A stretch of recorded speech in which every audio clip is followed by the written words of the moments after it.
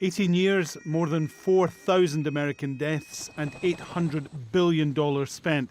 Donald Trump wants to significantly reduce the American military footprint in Afghanistan.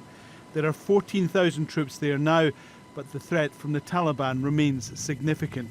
One former US ambassador to Kabul says the US is still there because each president looks for a quick way out. By my count, we have had 9 changes of policy in the 18 years we've been in Afghanistan. We don't convey consistency to anyone when we rethink our policy every 2 years. So I have a problem with that, the Trump administration, but that was true of Obama. I had 5 changes of policy in the Obama administration. Current Afghan President Ashraf Ghani campaigned 5 years ago on the idea of peace talks with the Taliban, but he was sidelined as the group met negotiators in Qatar.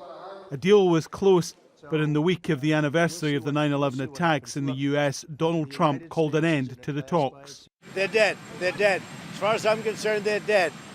They thought that they had to kill people in order to put themselves in a little better negotiating position. His administration has threatened to withhold $100 million in funding to Afghanistan, alleging government corruption and mismanagement. In the run-up to important presidential elections, that has been seen by some as an implicit criticism of the current President Ghani, but not an endorsement of his main challenger, Abdullah Abdullah. One Afghan expert says to the US, the process may be more important than the result.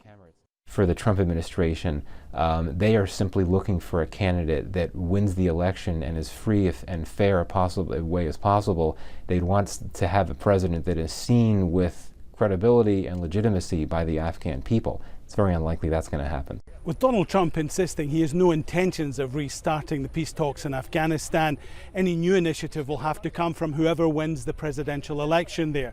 And that means for the time being, the war continues. And so does the cost in money and lives.